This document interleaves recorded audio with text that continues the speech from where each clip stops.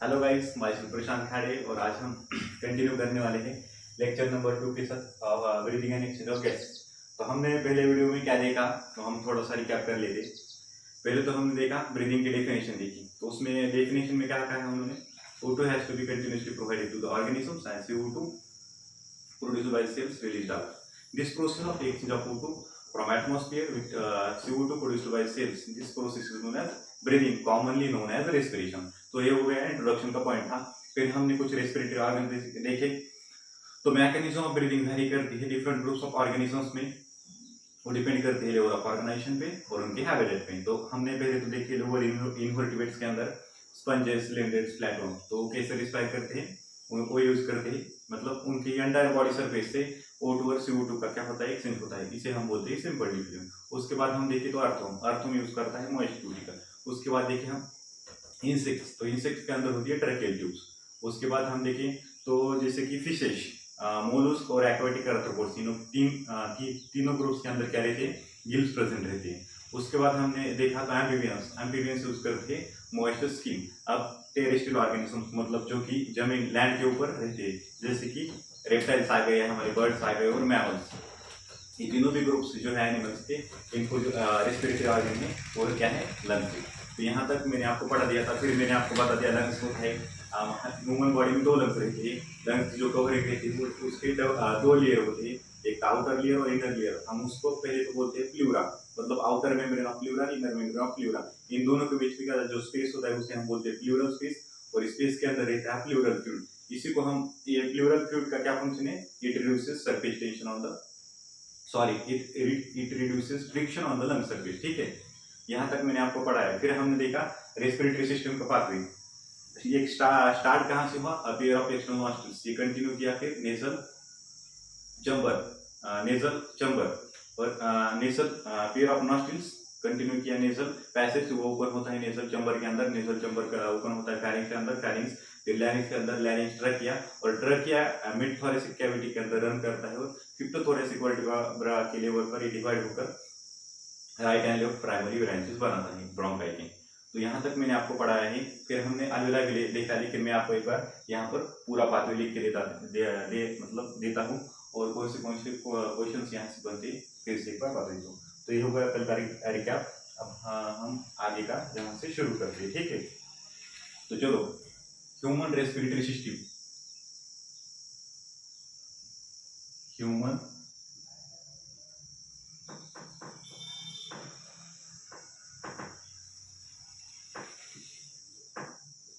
Respiratory system, ये कहाँ से शुरू हुआ, अपीयर ऑफ एक्सटर्नल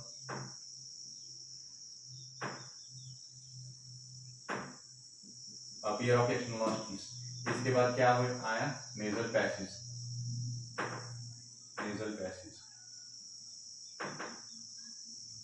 इसके बाद क्या, नेजल चैम्बर,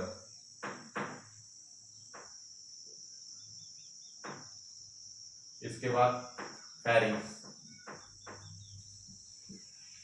इसके बाद लैरिंक्स, लैरिंक्स के बाद क्या हुआ, ट्रकिया,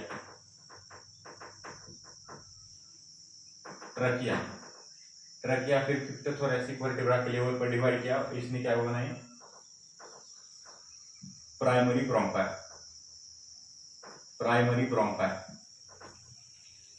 राइट एंड लेफ्ट, 2 हो गए ना। यहाँ तक हमने देखा। फिर ये ब्रोंकाई की क्या हुई, फिर ये ब्रांचेस डिवाइड हुई, फिर सेकेंडरी ब्रोंकाई, फिर आ गई टर्शियरी ब्रोंकाई। यहाँ तक हमने देखा। फिर यहाँ से कंटिन्यू करता हूँ मैं, टर्शियरी ब्रोंकाई। ठीक है, अभी टर्शियरी ब्रोंकाई, फिर ब्रोंक्यूल्स के अंदर डिवाइड होती है।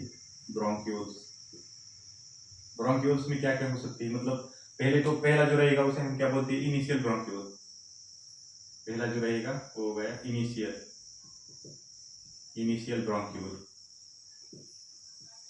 Initial bronchiole. उसके बाद क्या होता है, बीच के बहुत सारे मतलब ब्रोंक्यूल्स होंगे, और लास्ट का जो रहता है हम बोलते हैं उसे, ये हो गया फर्स्ट। फर्स्ट को हम क्या बोले, इनिशियल ब्रोंक्यूल। बीच के बहुत सारे रह सकते हैं, उसके बाद जो लास्ट का रहता है इसे हम बोलते हैं टर्मिनल ब्रोंक्यूल। क्या बोलते हैं? Terminal bronchiole. Terminal bronchiole. ठीक है, यहाँ तक। अभी ब्रोंक्यूल्स यहाँ से कंटिन्यू हुई। अभी ब्रोंक्यूल्स के बाद क्या आता है? ब्रोंक्यूल्स, टर्मिनल ब्रोंक्यूल होगा, इसके बाद आता है अल्वियोलार डक्ट। अल्वियोलार डक्ट, और लास्ट में क्या आती है? अल्वियोलार।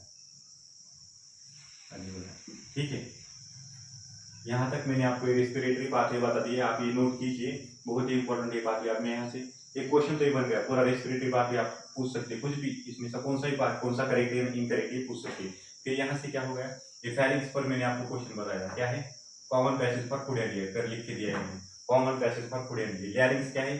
साउंड प्रोडक्शन के लिए हेल्प करता है, एक कार्टिलेजिनस बॉक्स है, इसलिए हम क्या बोलते हैं इसे, साउंड बॉक्स या फिर वॉइस बॉक्स भी बोल सकते हैं। ट्रकिया एक स्ट्रेट ट्यूब है जो कि रन करती है मिड थोरेसिक कैविटी के अंदर एंड डिवाइड करती है at the level of fifth thoracic vertebra. Fifth thoracic vertebra, fifth thoracic vertebra, fifth thoracic vertebra, इसमें डिवाइड करती है right and left primary bronchi, primary bronchi. ठीक है, यहाँ तक मैंने बता दिया। फिर प्राइमरी, सेकेंडरी, टर्शियरी दोनों लंग्स के अंदर ही जाती है। ठीक है, ये हो गया यहाँ का क्वेश्चन। ये भी फिर क्वेश्चन, ये सारे क्वेश्चन है। फिर ये tertiary bronchi, terminal bronchi, alveolar duct, alveolar sac. ठीक हो गया यहाँ तक। अब हम यहाँ से देखें जो कि हमारा ट्रकिया रहता है, ट्रकिया सिंपल यहाँ तक लिख लीजिए। मैं एक बार फिर से लिख के दे देता हूँ क्योंकि बहुत ही इंपॉर्टेंट क्वेश्चन है। ठीक है, लिख लिया।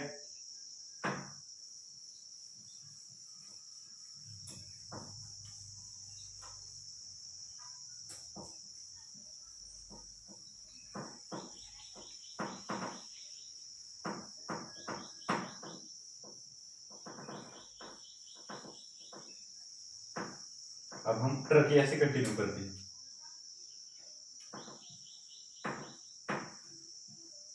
ट्रकिया, ट्रकिया डिवाइड करती क्या? प्राइमरी ब्रोंकाई, फिर secondary bronchi, tertiary bronchi,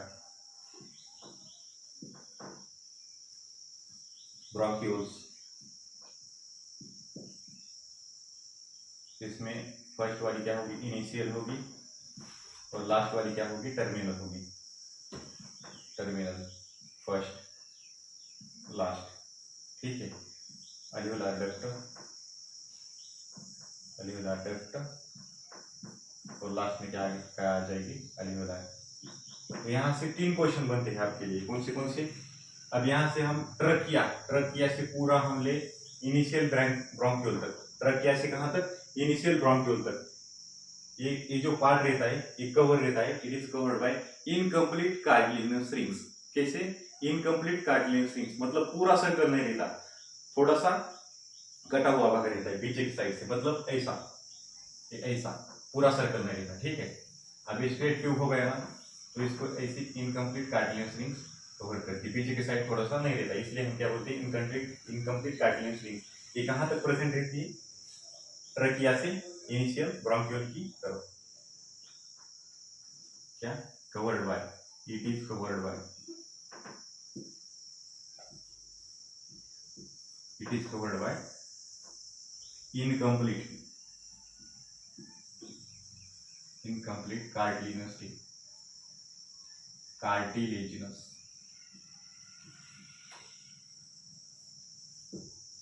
important question है, बहुत बार पूछा जा सकता चुका है, और आगे भी इसको पूछते रहेंगे। ठीक है, क्वेश्चन नोट कीजिए इसी प्रकार। ठीक है, अब हम यहाँ से देखें, अब हम कहाँ से?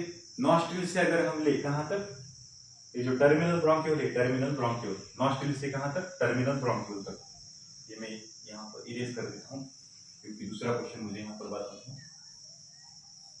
ठीक है, अब हम देखें, अब इनिशियल ब्रोंक्यूल, बीच के कुछ हो सकते हैं, लास्ट में आ गया टर्मिनल ब्रोंक्यूल, लास्ट वाला। तो अब हम a pair of nostrils, a pair of nostrils, बीच बीच वाले आपको मैंने बता दिया है, जैसे यहाँ तक आ गए। अब यहाँ से हमने टर्मिनल ब्रोंक्यूल तक आए, कहाँ तक? टर्मिनल ब्रोंक्यूल तक, यहाँ से टर्मिनल ब्रोंक्यूल तक। तो इसे हम क्या कहते हैं? कंडक्टिंग पार्ट कहते हैं। कंडक्टिंग पार्ट क्या बोलते हैं? Conducting part of respiratory system, conducting part of respiratory system. अब pair of external nostrils, pair of nostrils, यहाँ से एक्सटर्नल ओपनिंग से टर्मिनल ब्रोंक्यूल तक का पार्ट क्या होगा? Conducting part. और नीचे वाला अल्वियोलार डक्ट और अल्वियोलार सैक, मतलब ये अल्वियोलार, इसे क्या बोलते हैं? एक्सचेंज पार्ट बोलते हैं, एक्सचेंज पार्ट और रेस्पिरेटरी पार्ट। ठीक है, ये दोनों पार्ट में हम पूरे रेस्पिरेटरी पार्ट को डिवाइड किया क्वेश्चन। ठीक है, ये भी क्या हो गया? क्वेश्चन लिख लिया, इतना बहुत आसान है। अब हम आगे बढ़ते हैं।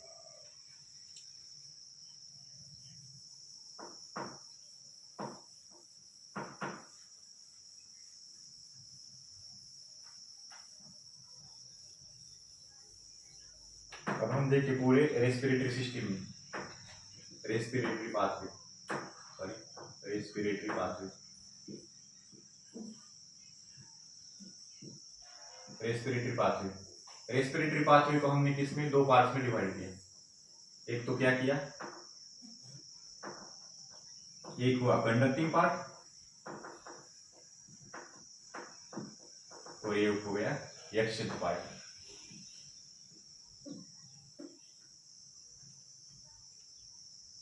दो पार्ट में हमने डिवाइड किया।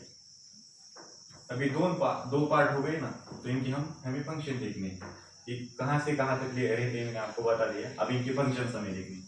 कंडक्टिंग पार्ट का क्या फंक्शन रहता है? देखिए ट्रांसपोर्ट, ट्रांसपोर्ट क्या करता है? ट्रांसपोर्ट करता है एटमॉस्फेरिक एयर को, एटमॉस्फेरिक एयर को, atmospheric air, transport atmospheric air to the lungs. Lungs के अंदर ट्रांसपोर्ट करने का क्या करता है? एयर को। ठीक है, और दूसरा फंक्शन क्या हो गया? एक तो ये फंक्शन है transport atmospheric air to the lungs. फिर ये क्या करता है? Clears foreign particles, clears foreign particles.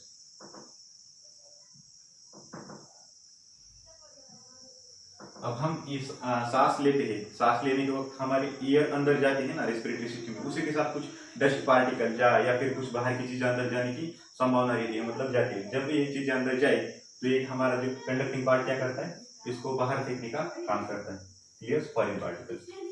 फिर ये क्या करता है? इसको ह्यूमिडिफाइज करने का काम करता है, ह्यूमिडिफाइज। एंड लास्ट वाला क्या? transport atmosphere to lungs, clear foreign particles, humidifies and brings air to body temperature, body temperature। ये आपकी किताब में पूरे लाइन के फॉर्म में दिया हुआ है, लेकिन मैंने आपको एक पॉइंट पॉइंट में लिख के दिया है, क्योंकि आपको ऐसे ही अच्छे से याद हो जाता है। ठीक है, क्या क्या फंक्शन है कंडक्टिंग पार्ट का? Transport atmospheric air to lungs, कैसे? उसमें ऑक्सीजन का कंटेंट ज्यादा रहता है, एक हो गया ये। फिर क्या करता है? क्लियर करता है फॉरेन पार्टिकल को, वापस भेजने का काम करता है कुछ, मतलब फॉरेन पार्टिकल्स अंदर जाए। तो फिर एयर को क्या करता है? ह्यूमिडिफाई करता है और brings air to the body temperature. मतलब अब बाहर का वातावरण मतलब इन्वायरमेंट कैसा है? ठंडा है, ठंडा है तो अंदर कैसी एयर जाएगी? ठंडी एयर जाएगी। लेकिन हमारा टेम्परेचर तो मतलब 37 डिग्री सेल्सियस रहता है।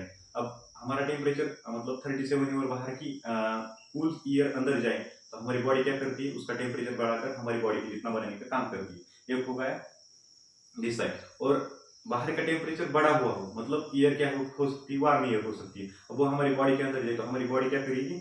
उस एयर को हमारी बॉडी टेम्परेचर की जितना बनाएगी, मतलब 37 डिग्री तक लेके आएगी। ठीक है, तो यही इस पॉइंट में बताया, बहुत ही इंपॉर्टेंट है, डायरेक्टली इस पर क्वेश्चन पूछा जाता है। ठीक है, अब फिर एक्सचेंज पार्ट, एक्सचेंज पार्ट उस एक्सचेंज पार्ट को हम बोलते हैं रेस्पिरेटरी पार्ट। इसका मेन फंक्शन क्या है?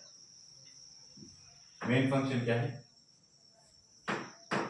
It is a actual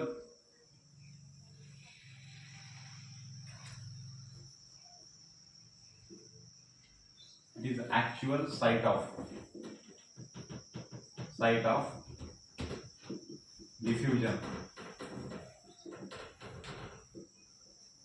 O2 and CO2। ठीक है। जो एक्सचेंज होता है O2 SO2 का इस पार्ट में होता है, ठीक है। तो ये इंपॉर्टेंट इसका पॉइंट है, बहुत ही इंपॉर्टेंट है। It is actual site of diffusion of O2 and CO2 between the alveoli and, ठीक है। नोट कीजिए, बहुत ही इंपॉर्टेंट, यहाँ से डायरेक्ट क्वेश्चन, ये दो क्वेश्चन हो गए यहाँ से, बहुत ही इंपॉर्टेंट है, ठीक है। अब हम आगे देखते हैं। एक बार मैं आपको रेस्पिरेटरी सिस्टम की डायग्राम निकाल कर दिखाता हूँ। यहाँ से मैंने अब निकाला मैंने लैरिंक्स, ठीक है। ये ऊपर हो गया कार्टिलेजिनस फ्लैप। अब ये नीचे कंटिन्यू किया ट्रकिया, ठीक है। ट्रकिया डिवाइड किया राइट और लेफ्ट ब्रांचेस के अंदर, ठीक है। यह हमारा हो गया लंग्स।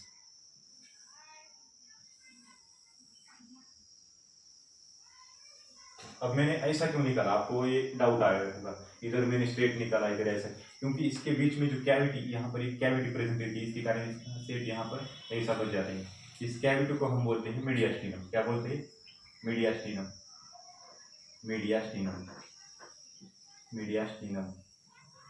इस मीडियास्टिनम कैविटी के अंदर हमारा हार्ट सिचुएटेड होता है। क्या होता है? हार्ट सिचुएटेड होता है, ठीक है। हार्ट यहाँ पर होता है प्रेजेंट, इसके कारण हमने इस कैविटी को निकाला और यहाँ पर हार्ट, ठीक है। ये क्या हो गया हमारी दो लंग्स से। ये जो हमारा क्या हो गया, ये ट्रकिया हो गया। यहाँ पर क्या है, इनकम कार्टिलेजिनस रिंग से, ठीक है। अब ये ऊपर का पार्ट है, इसे हम बोलते हैं इपिग्लोटिस। ये हो गया लैरिंक्स। ये क्या हो गया, ट्रकिया हो गया। ये क्या हो गए, लंग्स हो गया, ठीक है, लंग्स। अब हम यहाँ से निकालते हैं, ये जो लंग्स है इसकी कवरिंग कैसी होती है, डबल लेयर्ड कवरिंग होती है। इसे हम बोलते हैं फ्लूरा। एक तो होता है आउटर मेम्ब्रेन, होता है इनर मेम्ब्रेन। मैंने एक ही साइड का निकाला है। फिर इसके बाद रिब्स प्रेजेंट रहते हैं, कट एंड्स ऑफ रिब्स इसके बाहर में प्रेजेंट रहते हैं। और इस रिब्स के अंदर क्या रहती है, हमारी कुछ मसल्स रहती है, उसे हम बोलते हैं intercostal muscle.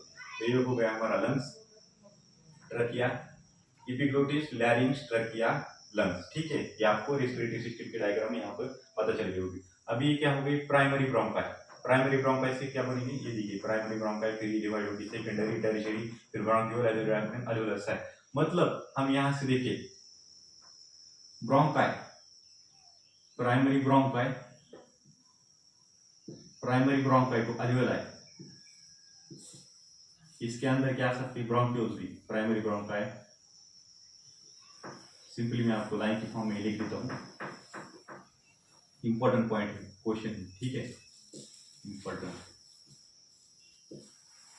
The branching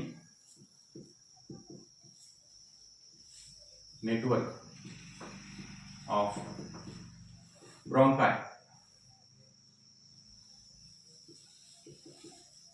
bronchioles and alveoli constitute lungs,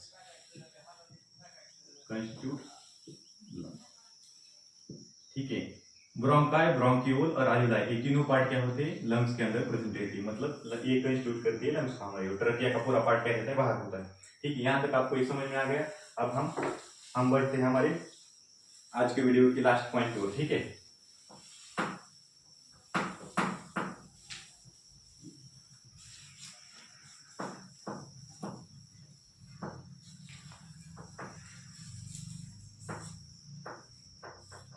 अब हम देखें तो हमारे जो लंग्स रहते हैं, लंग्स कहाँ पर सिचुएटेड रहते हैं, हमारी यहाँ पर जो चेस्ट रीजन है, यहाँ पर एक कैविटी होती है, हमारी रिब्स बनाती है, पीछे से वर्टिब्रल कॉलम रहता है। तो इस कैविटी को हम बोलते हैं थोरेसिक कैविटी। इस थोरेसिक कैविटी के अंदर क्या होती है, हमारी लंग्स सिचुएटेड होती है। तो ये कैविटी जो होती है एयर टाइट कैविटी होती है, तो इसी को हम बोलते हैं थोरेसिक कैविटी। तो हमारी लंग्स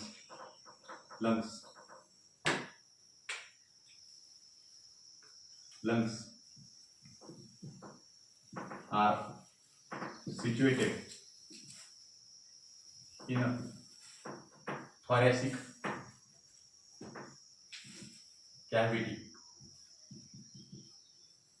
और चैम्बर, इसे हम चैम्बर भी बोल सकते हैं, thoracic चैम्बर, ठीक है, which is a ear type chamber,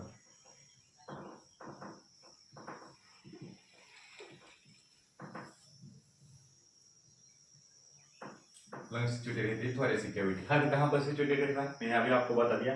heart situated होता है मीडियास्टिनम में, जो कि दोनों लंग्स के मतलब अंदर की कैविटी होती हुई उसमें होता है, ठीक है। अब हम यहाँ से आगे देखें तो ये जो थोरेसिक कैविटी होती है वो किससे कैसे बनती है? Thoracic cavity, thoracic cavity is formed by important question है, important question. Thoracic cavity is formed by, अब देखते हैं हम पूरी साइड। पहले तो आपको कुछ मतलब कंसेप्ट पता होनी चाहिए। अब हम बोलते हैं डोर्सली, वेंट्रली, एंटीरियरली, पोस्टीरियर। पहले तो आपको ये पता होना चाहिए। डोर्सली, डोर्सली यानी पीछे की तरफ, वेंट्रली यानी आगे की तरफ, एंटीरियर सिंपली यानी आगे की तरफ, पोस्टीरियर यानी पीछे की तरफ, लैटरल यानी बाहर की तरफ, इस side right lateral, left lateral, ठीक है। मीडियल और लैटरल, मीडियल यानी अंदर की तरफ, मतलब मैंने यहां से देखा तो इधर क्या होगा, राइट लैटरल, और इधर मीडियल। अब इधर लैटरल, मीडियल, पीछे की साइड डोर्सल, आगे की साइड वेंट्रल, ठीक है। अब एंटीरियर, पोस्टीरियर, सिंपल ये कुछ टर्म से आपको ये पता होनी चाहिए, क्योंकि मैं आप आगे पढ़ाऊंगा, इसके लिए आपके लिए आपको ये बहुत ही इंपॉर्टेंट होने वाली, ठीक है। तो आप लिख के ले लीजिए, मैंने आपको डायरेक्टली बता दिया है, ठीक है। तो अब thoracic cavity is found by dorsally, dorsally, dorsally यानी पीछे की साइड, कैसे बनी होती है? Dorsally by vertebral column, vertebral column. फिर वेंट्रली, वेंट्रली बाय, वेंट्रली क्या रहते हैं? हमारा स्टेर्नम बोन रहता है ना, स्टेर्नम, तो वेंट्रली बाय स्टेर्नम। लैटरली, अभी मैंने कहा लैटरली, लैटरली क्या रहती है? हमारी रिब्स प्रेजेंट रहती है, तो laterally by, laterally by ribs, ठीक है। और नीचे की साइड, नीचे की साइड मैंने जो आपको पहले डायग्राम यहाँ पर निकाली, यहाँ पर मैंने ऐसे दो लंग्स निकाली थी, ठीक है, दो लंग्स निकाली थी। ये ट्रैकिया निकाला था, इसे डिवाइड किया था दो ग्राउंड पैकेट में। तो इस लंग्स के नीचे एक मसल प्रेजेंट रहती है, तो इस मसल प्रेजेंट रहती है, इस मसल के कहते हैं हम, क्या कहते हैं? डायफ्राम कहते हैं, डायफ्राम, डायफ्राम क्या कहते हैं? डायफ्राम कहते हैं। और इसका शेप कैसा होता है? शेप, ऐसा शेप है ना, तो इस शेप को हम बोलते हैं, शेप को बोलते हैं हम, शेप को बोलते हैं डोम शेप। क्या? डोम शेप, ठीक है। तो ये कैसी मसल हो गई? डोम शेप्ड मसल हो गई, इसको क्या कहते हैं हम? डायफ्राम कहते हैं। तो लैटरली फाउंड बाय रिब्स, और लोअर साइड क्या प्रेजेंट होता है? Lower side by, lower side मतलब इंफीरियर साइड क्या होता है? डोम शेप्ड मसल होती है, उसी को हम बोलते हैं डायफ्राम। ठीक हो गया? यहाँ तक आपको समझ में आ गया? थोरेसिक, हमारी लंग्स थोरेसिक कैविटी में होती है, ये thoracic cavity found by this मैंने आपको बताया, ठीक है। अब हम बढ़ते हैं आगे, इतना तो इंपॉर्टेंट था। अब ये थोरेसिक कैविटी तो रहती है, ये थोरेसिक कैविटी बहुत ही इंपॉर्टेंट होती है, क्योंकि इसके अंदर लंग्स सिचुएटेड रहती है। अब इस थोरेसिक कैविटी का वैल्यूम कुछ भी चेंज हो जाए, अब इसका वैल्यूम बढ़ गया तो हमारा लंग्स का भी वैल्यूम बढ़ जाता है, वॉल्यूम कम हो गया लंग्स का वॉल्यूम कम हो जाता है। मतलब इस थोरेसिक कैविटी का वॉल्यूम के साथ हमारा लंग्स का वॉल्यूम पैरेलली चेंज होते रहता है, ठीक है। तो ये पॉइंट इंपॉर्टेंट है, और this arrangement is essential for breathing, breathing करने के लिए इंपॉर्टेंट रहता है। तो हम कुछ स्टेप्स, ब्रीदिंग के कुछ स्टेप्स है जो कि इंपॉर्टेंट है, उससे भी क्वेश्चन पूछा जाता है। तो मैं अब एक बार आपको ये लिख के दे देता हूँ। Steps involved in breathing, steps involved in breathing, steps involved,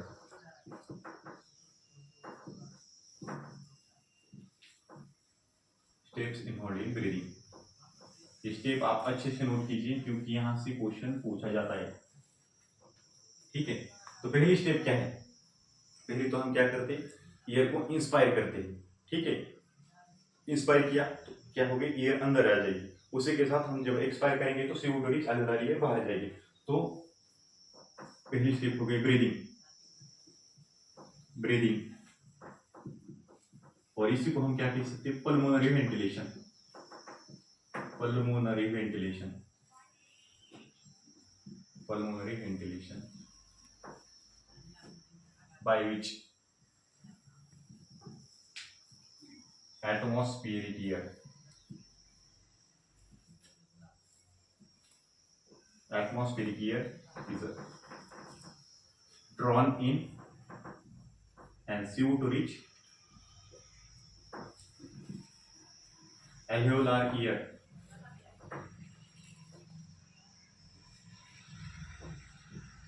is released out. ये हो गया हमारा पहला पॉइंट। ये पॉइंट क्या कहता है?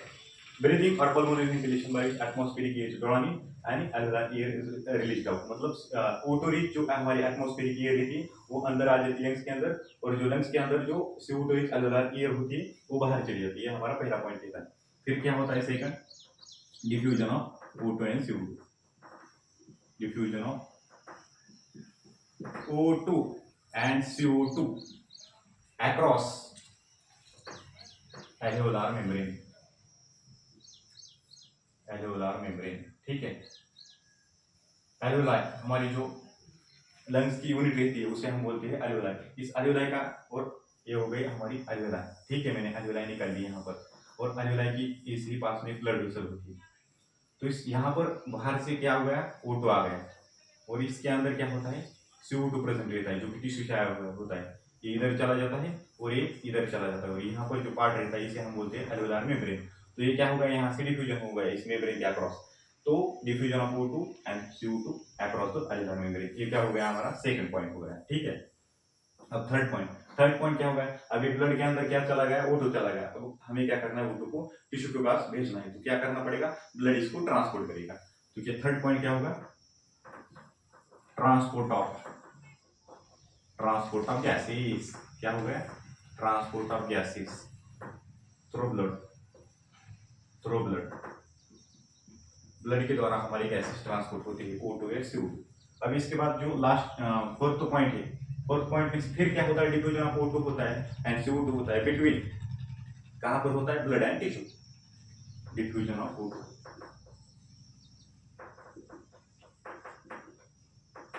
O2 and CO2 between blood and tissue. Simple, इसी के जैसा। अब मैं यहाँ पर टिश्यू निकाल देता हूँ, ठीक है। ये क्या हो गया? टिश्यू हो गया हमारे टिश्यू।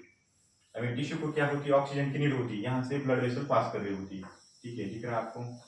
ब्लड वेसल पास हो रही। तो यहाँ से क्या होता है?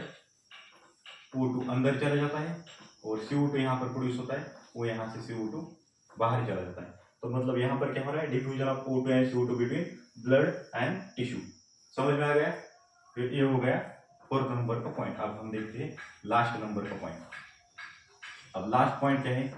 Fifth point, utilisation of O2। अब O2 हमने टिश्यू को डिलीवर किया करें, तो टिश्यू क्या करेगा? इसे यूटिलाइज करेगा।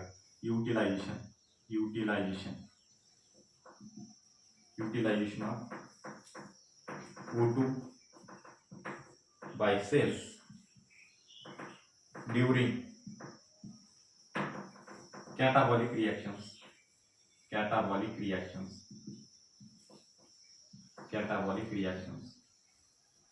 and CO2 produced by cells। तो ये हो गया लास्ट पॉइंट। अभी वो जो O2 टिश्यू के अंदर गया, इसको सेल यूटिलाइज करती है ड्यूरिंग कैटाबॉलिक रिएक्शंस, और उसी के अंदर CO2 प्रोड्यूस हो जाता है। तो ये हो गया हमारा लास्ट पॉइंट। तो ये 5 पॉइंट बहुत ही इंपॉर्टेंट है। इसे क्वेश्चन यहाँ से डायरेक्टली बन जाते हैं, तो आप इसे नोट कीजिए, याद कीजिए। और मैंने पिछले वीडियो में और इस वीडियो में जो भी आपको अब तक पढ़ा है, एक बार अच्छे से पढ़ लीजिए, और उसके बाद क्या कर लीजिए? एनसीईआरटी उठाइए, फिर एक बार उसके अंदर से पढ़ लीजिए। मैंने सारे पॉइंट्स कवर कर लिए, और उसके बाद अगर आपको लगा कुछ क्वेश्चन देखने तो देख सकते हो, नहीं तो अभी तक तो आपको कुछ जरूरत नहीं। सिर्फ पढ़ते जाइए। जब चैप्टर खत्म हो जाएगा तब कौन सा भी क्वेश्चन उठाइए, कौन सा भी बुक उठाइए, और इसके क्वेश्चन सॉल्व कीजिए। मैं आपको गारंटी देता हूँ, आप हर एक क्वेश्चन बन जाएगा 100%। तो हम मिलते हैं नेक्स्ट वीडियो में ऐसे ही एक आगे के पॉइंट के साथ। तब तक के लिए थैंक यू।